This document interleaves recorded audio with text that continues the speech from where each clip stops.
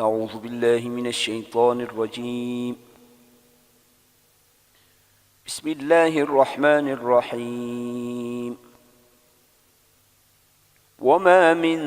دابة في الأرض إلا على الله رزقها ويعلم مستقرها ومستودعها كل في كتاب مبين. وهو الذي خلق السماوات والأرض في 6 أيام وكان عرشه على الماء ليبلوكم أيكم أحسن عملا ولئن قلت إنكم مبعوثون من بعد الموت ليقولن الذين كفروا إن هذا إلا سحر مبين. ولئن أخرنا عنهم العذاب إلى أمة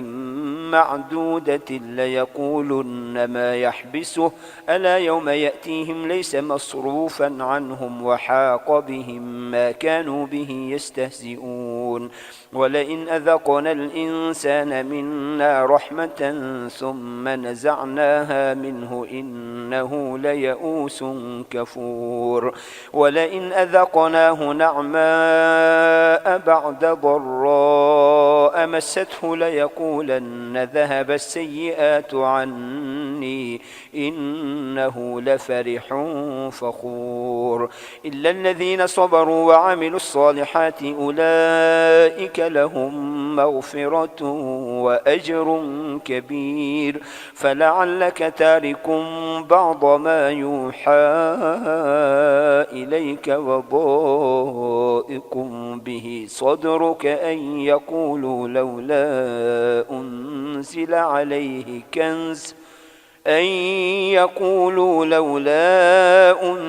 عليه كنز أو جاء معه ملك إنما أنت نذير والله على كل شيء وكيل.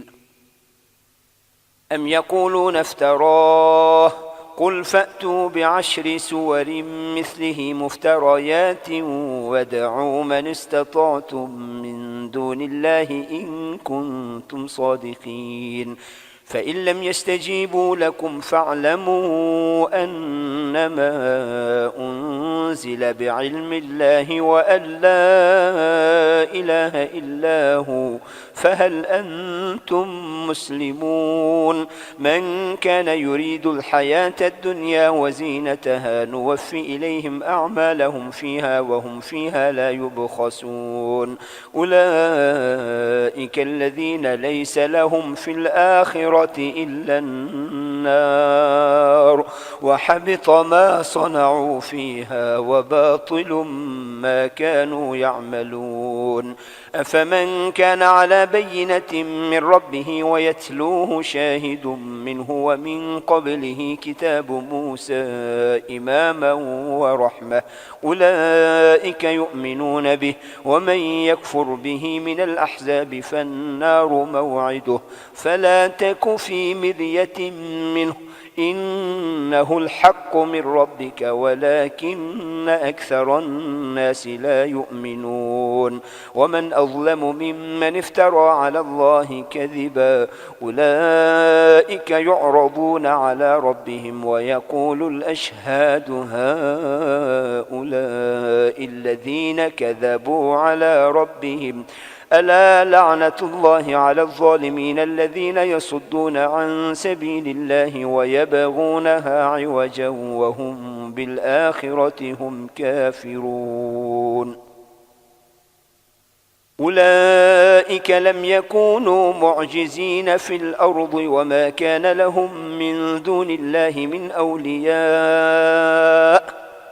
يضاعف لهم العذاب ما كانوا يستطيعون السمع وما كانوا يبصرون. أولئك الذين خسروا أنفسهم وضل عنهم ما كانوا يفترون. لا جرم أنهم في الآخرة هم الأخسرون. إن الذين آمنوا وعملوا الصالحات وأخبتوا إلى ربهم أولئك أولئك أصحاب الجنة هم فيها خالدون مثل الفريقين كالأعمى والأصم والبصير والسميع هل يستويان مثلا أفلا تذكرون ولقد أرسلنا نوحا إلى قومه إني لكم نذير مبين ألا تعبدوا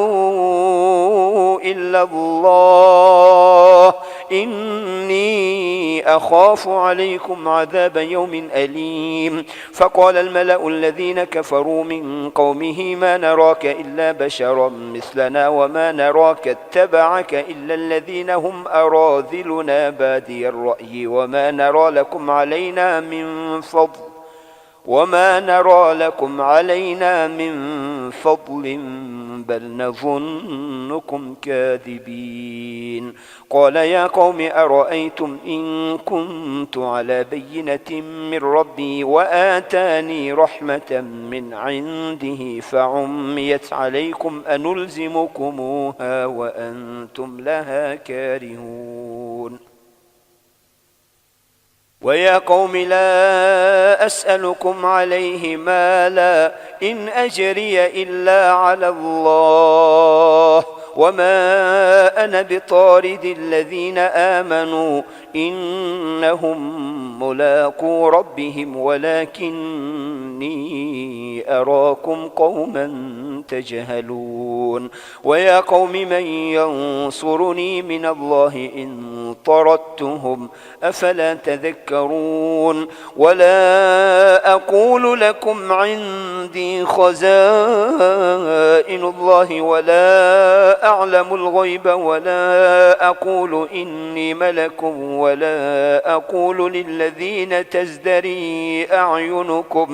ولا أقول للذين تزدري أعينكم لن يؤتيهم الله خيرا الله أعلم بما في أنفسهم إني إذا لمن الظالمين قالوا يا نوح قد جادلتنا فأكثرت جدالنا فأتنا بما تعدنا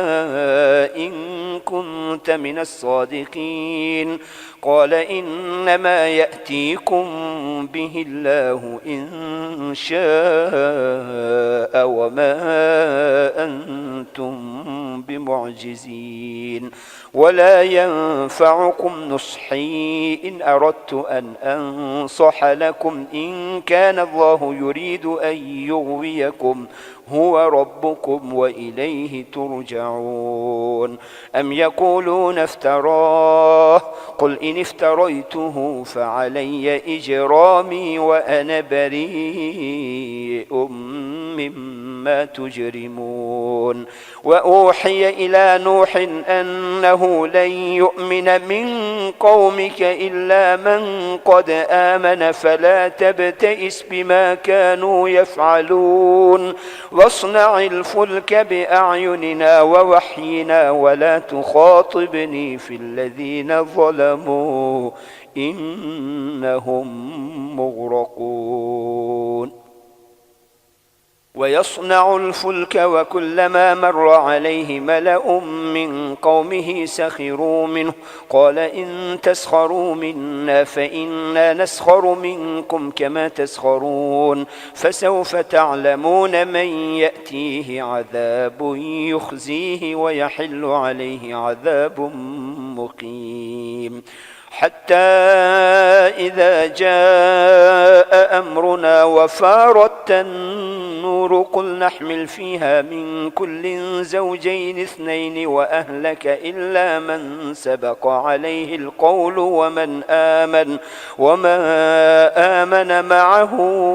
إلا قليل وقال اركبوا فيها بسم الله مجريها ومرساها إن ربي لغفور رحيم وهي تجري بهم في موج كالجبال ونادى نوح ابنه وكان في معزل يا بني اركب معنا ولا تكن مع الكافرين قال سآوي إلى جبل يعصمني من الماء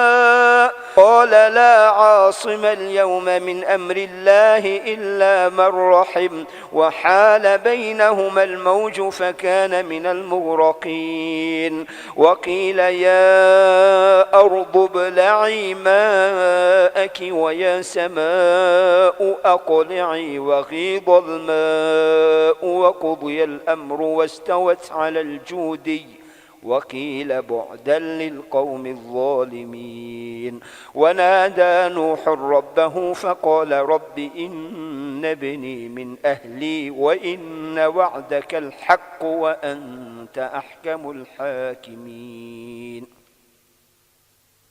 قال يا نوح إنه ليس من أهلك إنه عمل غير صالح فلا تسألني ما ليس لك به علم إني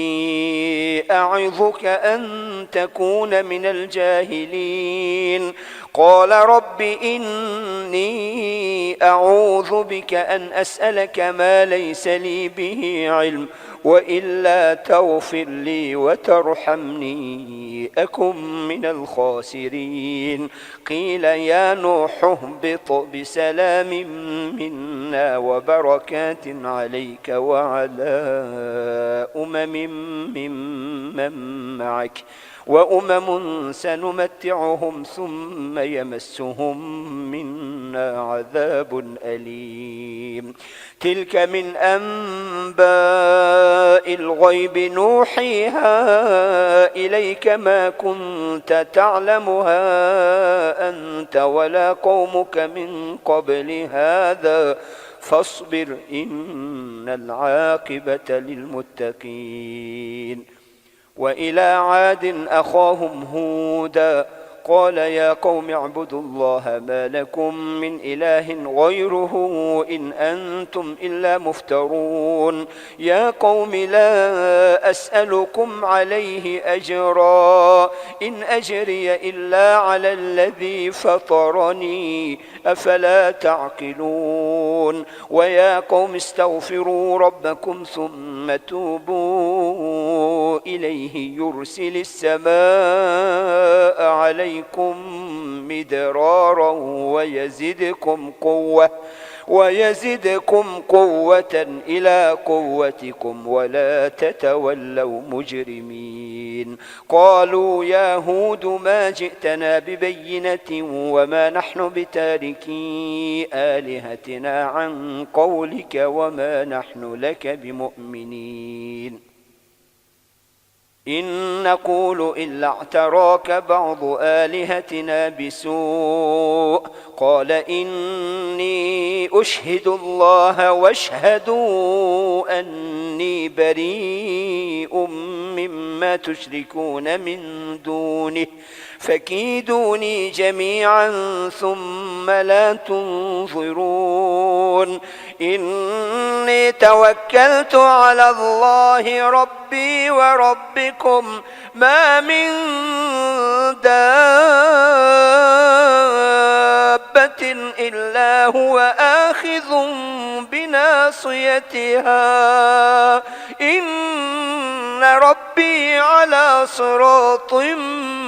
مستقيم فإن تولوا فقد أبلغتكم ما أرسلت به إليكم ويستخلف ربي قوما غيركم ولا تضرونه شيئا إن ربي على كل شيء حفيظ ولما جاء أمرنا نجينا هودا والذين آمنوا معه برحمة منا ونجيناهم من عذاب غليظ وتلك عاد جحدوا بآيات ربهم وعصوا رسله واتبعوا أمر كل جبار عنيد وأتبعوا في هذه الدنيا لعنة ويوم القيامة ألا إن عادا كفروا ربهم ألا بعدا لعاد قوم هود. وإلى ثمود أخاهم صالحا قال يا قوم اعبدوا الله ما لكم من إله غيره هو أنشأكم من الأرض واستعمركم فيها فاستغفروه ثم توبوا إليه إن ربي قريب مجيب. قالوا يا صالح قد كنت فينا مرجوا قبل هذا أتنهانا أن نعبد ما يعبد آباؤنا وإننا لفي شك مما تدعونا إليه مريب. قال يا قوم أرأيتم إن كنت على بينة من ربي وآتاني منه رحمة فمن ينصرني من الله إن عصيته فما تزيدونني غير تخسير. ويا قوم هذه ناقة الله لكم آية فذروها تأكل في أرض الله ولا تمسوها بسوء فيأخذكم عذاب قريب. فعقروها فقال تمتعوا في داركم 3 أيام ذلك وعد غير مكذوب. فلما جاء أمرنا نجينا صالحا والذين آمنوا معه برحمة منا ومن خزي يومئذ إن ربك هو القوي العزيز. وأخذ الذين ظلموا الصيحة فأصبحوا في ديارهم جاثمين كأن لم يغنوا فيها ألا إن ثمود كفروا ربهم ألا بعدا لثمود. ولقد جاءت رسلنا إبراهيم بالبشرى قالوا سلاما قال سلام فما لبث أن جاء بعجل حنيذ. فلما رأى أيديهم لا تصل إليه نكرهم وأوجس منهم خيفة قالوا لا تخف إنا أرسلنا إلى قوم لوط وامرأته قائمة فضحكت فبشرناها بإسحاق ومن وراء إسحاق يعقوب. قالت يا ويلتى أألد وأنا عجوز وهذا بعلي شيخا إن هذا لشيء عجيب. قالوا أتعجبين من أمر الله رحمة الله وبركاته عليكم أهل البيت إنه حميد مجيد. فلما ذهب عن إبراهيم الروع وجاءته البشرى يجادلنا في قوم لوط إن إبراهيم لحليم أواه منيب. يا إبراهيم أعرض عن هذا إنه قد جاء أمر ربك وإنهم آتيهم عذاب غير مردود. ولما جاءت رسلنا لوطا سيء بهم وضاق بهم ذرعا وقال هذا يوم عصيب. وجاءه قومه يهرعون إليه ومن قبل كانوا يعملون السيئات قال يا قوم هؤلاء بناتي هن أطهر لكم فاتقوا الله ولا تخزوني في ضيفي أليس منكم رجل رشيد. قالوا لقد علمت ما لنا في بناتك من حق وإنك لتعلم ما نريد. قال لو أن لي بكم قوة أو آوي إلى ركن شديد قالوا يا لوط إنا رسل ربك لن يصلوا إليك فأسر بأهلك بقطع من الليل ولا يلتفت منكم أحد إلا امرأتك إنه مصيبها ما أصابهم إن موعدهم الصبح أليس الصبح بقريب فلما جاء أمرنا جعلنا عاليها سافلها وأمطرنا عليها حجارة من سجيل منضود مسومة عند ربك وما هي من الظالمين ببعيد وإلى مدين أخاهم شعيبا قال يا قوم اعبدوا الله ما لكم من إله غيره ولا تنقصوا المكيال والميزان إني أراكم بخير وإني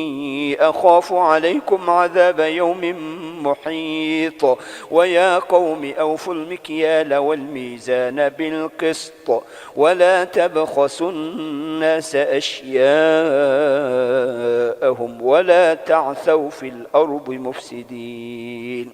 بقية الله خير لكم إن كنتم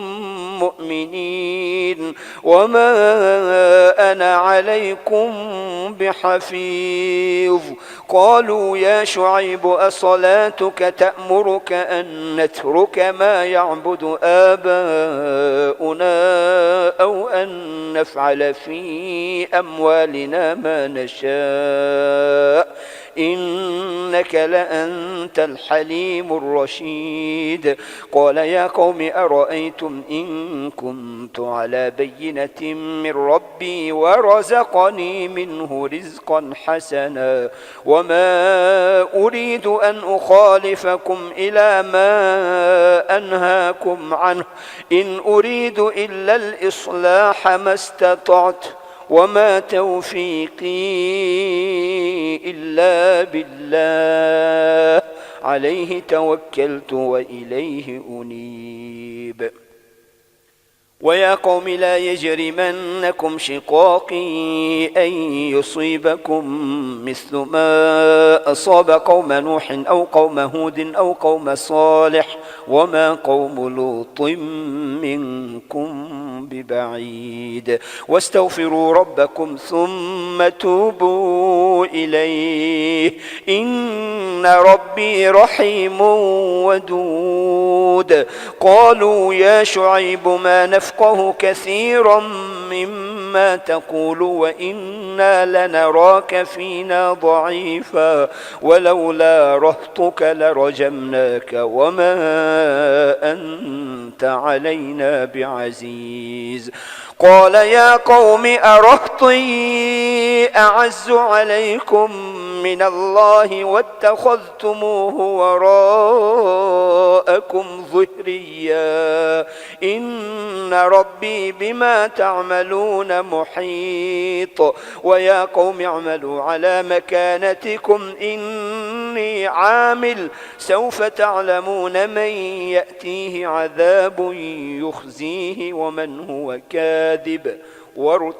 وارتقبوا إني معكم رقيب ولما جاء أمرنا نجينا شعيبا والذين آمنوا معه برحمة منا وأخذت الذين ظلموا الصيحة فأصبحوا في ديارهم جاثمين كأن لم يغنوا فيها ألا بعدا لمدين كما بعد الثمود ألا بعدا لمدين كما بعدت ثمود ولقد أرسلنا موسى بآياتنا وسلطان مبين إلى فرعون وملئه فاتبعوا أمر فرعون وما أمر فرعون برشيد يقدم قومه يوم القيامة فأوردهم النار وبئس الورد المورود وأتبعوا في هذه لعنة ويوم القيامة بئس الرفد المرفود ذلك من أنباء القرى نقصه عليك منها قائم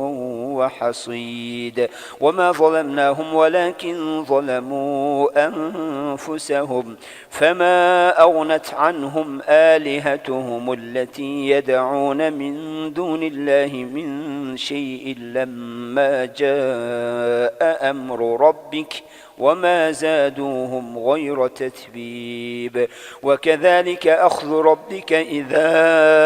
أخذ القرى وهي ظالمة إن أخذه أليم شديد إن في ذلك لآية لمن خاف عذاب الآخرة ذلك يوم مجموع له الناس وذلك يوم مشهود وما نؤخره إلا لأجل معدود يوم يأتي لا تكلم نفس إلا بإذنه فمنهم شقي وسعيد فأما الذين شقوا ففي النار لهم فيها زفير وشهيق خالدين فيها ما دامت السماوات والأرض إلا ما شاء ربك إن ربك فعال لما يريد وأما الذين سعدوا ففي الجنة خالدين فيها ما دامت السماوات والأرض إلا ما شاء ربك عطاء غير مجذوذ فلا تك في مرية مما يعبد هؤلاء ما يعبدون إلا كما يعبد آباؤهم من قبل وإنا لموفوهم نصيبهم غير منقوص ولقد آتينا موسى الكتاب فاختلف فيه ولولا كلمة سبقت من ربك لقضي بينهم وإنهم لفي شك منه مريب وإن كلا لما ليوفينهم ربك أعمالهم إنه بما يعملون خبير فاستقم كما أمرت ومن تاب معك ولا تطغوا إنه بما تعملون بصير ولا تركنوا إلى الذين ظلموا فتمسكم النار وما لكم من دون الله من أولياء ثم لا تنصرون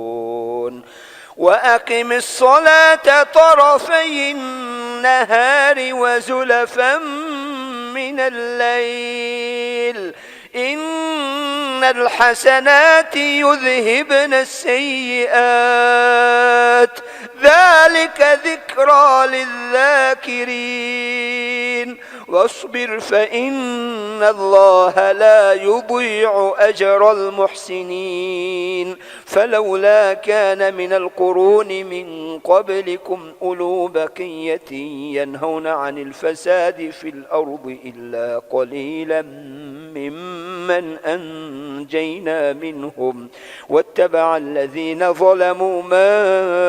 أترفوا فيه وكانوا مجرمين وما كان ربك ليهلك القرى بظلم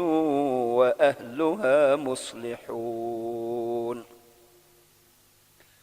ولو شاء ربك لجعل الناس أمة واحدة ولا يزالون مختلفين إلا من رحم ربك ولذلك خلقهم وتمت كلمة ربك لأملأن جهنم من الجنة والناس أجمعين وكلا نقص عليك من أنباء الرسل ما نثبت به فؤادك وجاءك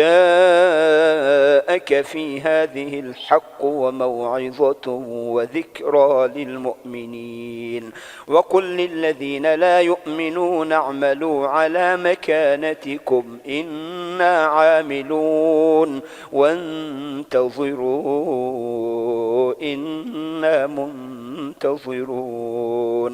ولله غيب السماوات والأرض وإليه يرجع الأمر كله فاعبده وتوكل عليه وما ربك بغافل عما تعملون بسم الله الرحمن الرحيم ألف لام را تلك آيات الكتاب المبين إنا أنزلناه قرآنا عربيا لعلكم تعقلون نحن نقص عليك أحسن القصص بما أوحينا إليك هذا القرآن وإن كنت من قبله لمن الغافلين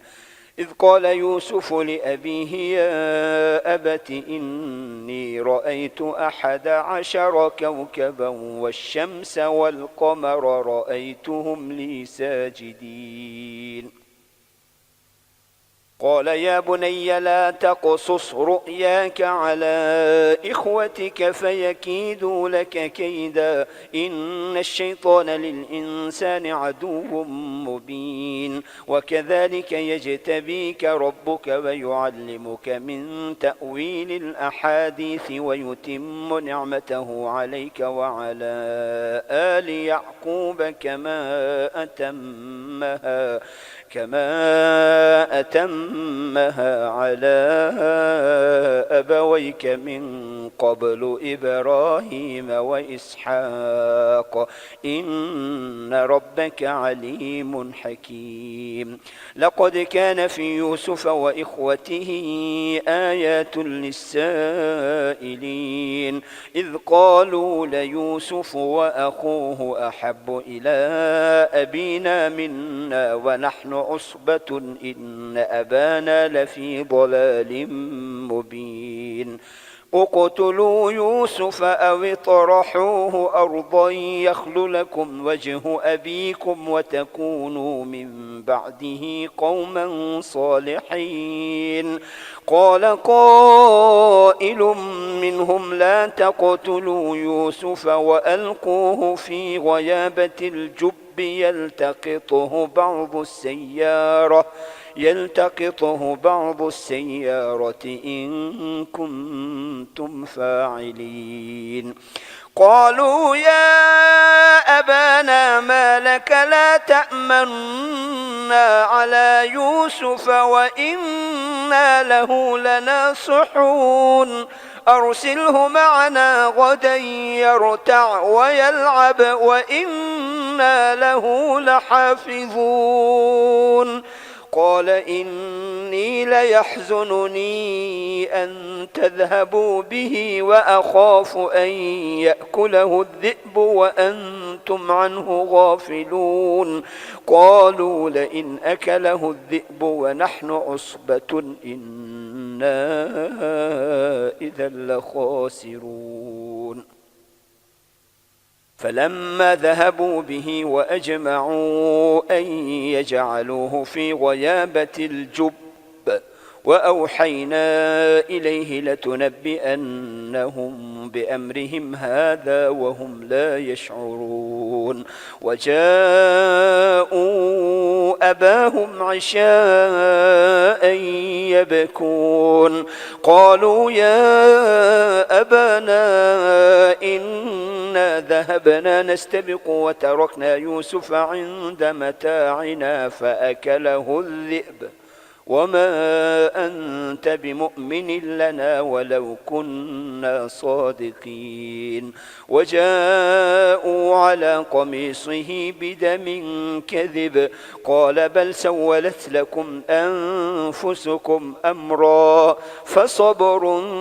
جميل والله المستعان على ما تصفون وجاءت سيارة فأرسلوا واردهم فأدلى دلوه قال يا بشرى هذا غلام وأسروه بضاعة والله عليم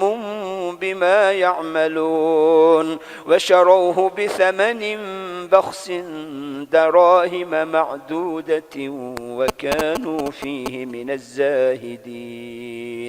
وقال الذي اشتراه من مصر لامرأته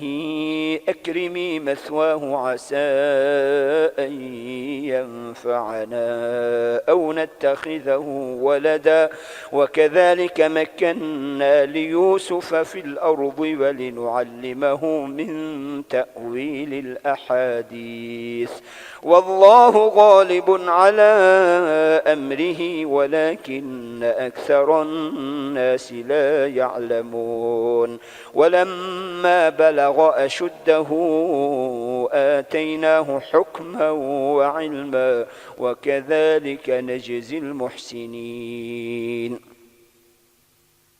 وراودته التي هو في بيتها عن نفسه وغلقت الأبواب وقالت هيت لك قال معاذ الله إنه ربي أحسن مثواي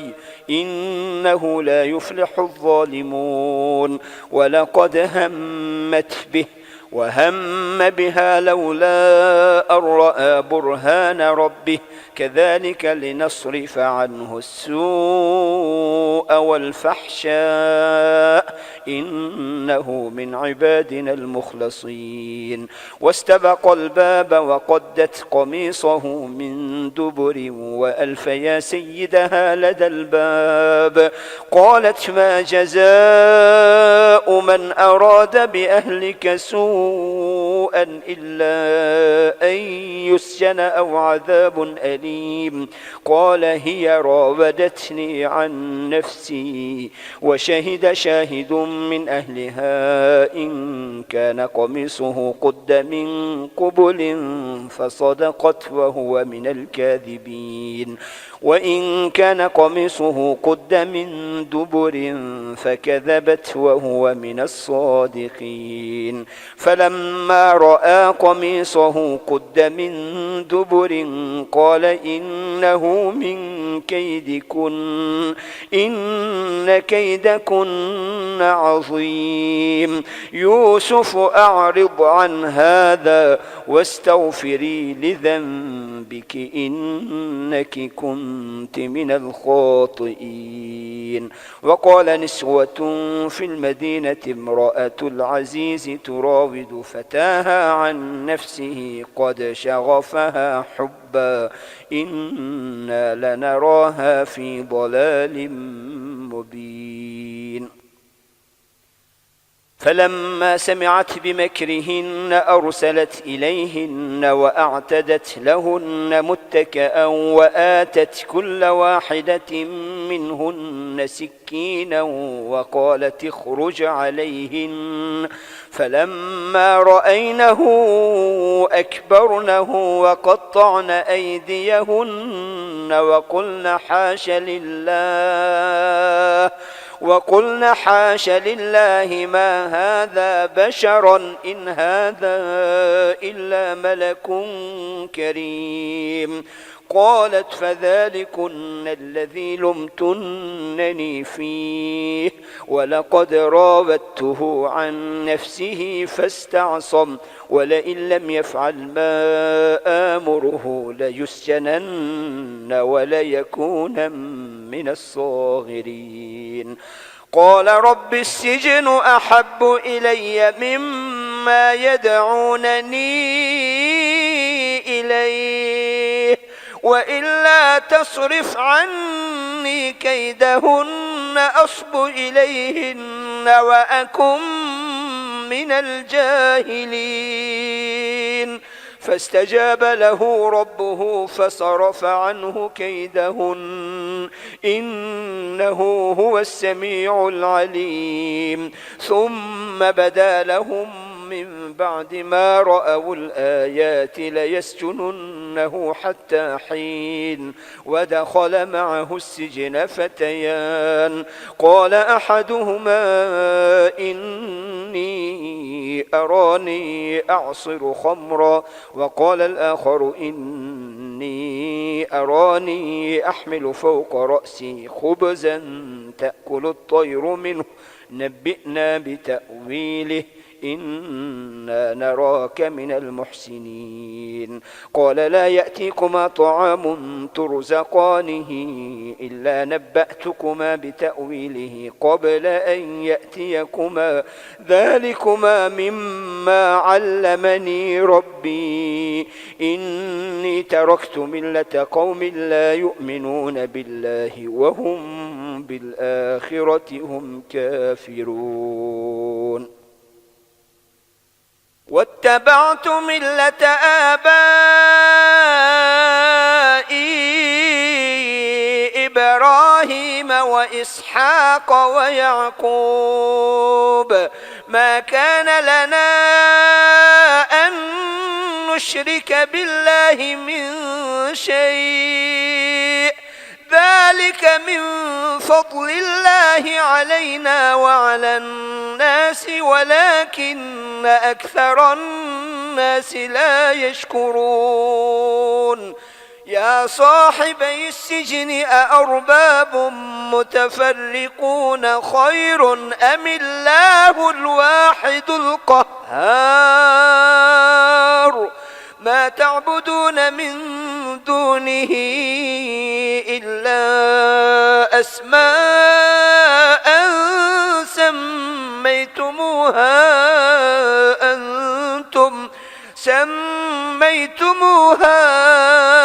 أنتم وآباؤكم ما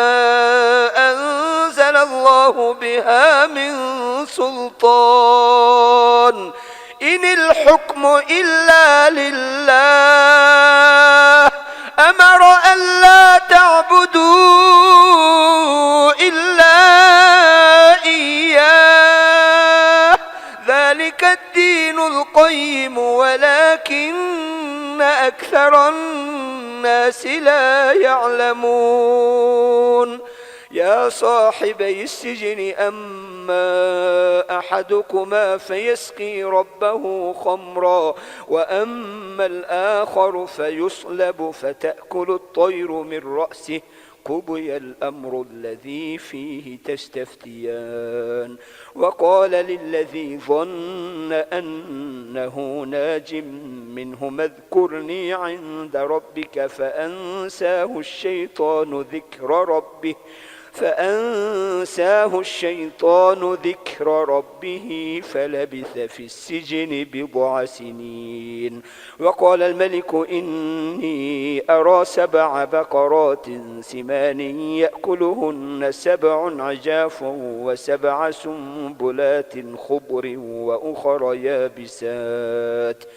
يا أيها الملأ أفتوني في رؤياي إن كنتم للرؤيا تعبرون قالوا أضغاث أحلام وما نحن بتأويل الأحلام بعالمين. وقال الذي نجا منهما وادكر بعد أمة أنا أنبئكم بتأويله فأرسلون. يوسف أيها الصديق أفتنا في 7 بقرات سمان يأكلهن 7 عجاف و7 سنبلات خضر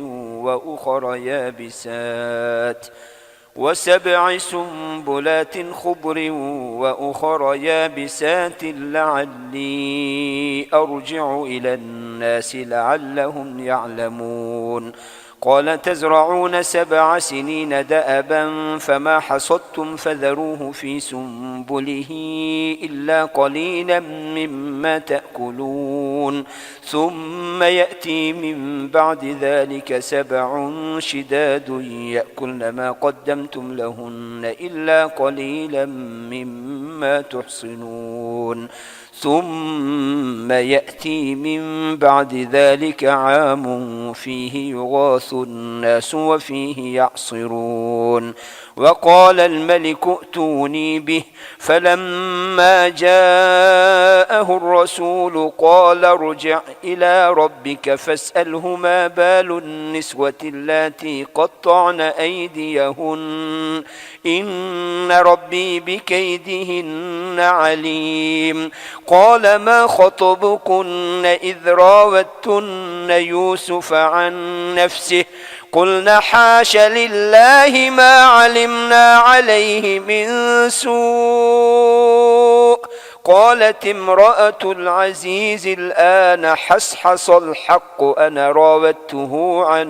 نفسه وإنه لمن الصادقين. ذلك ليعلم أني لم أخنه بالغيب وأن الله لا يهدي كيد الخائنين.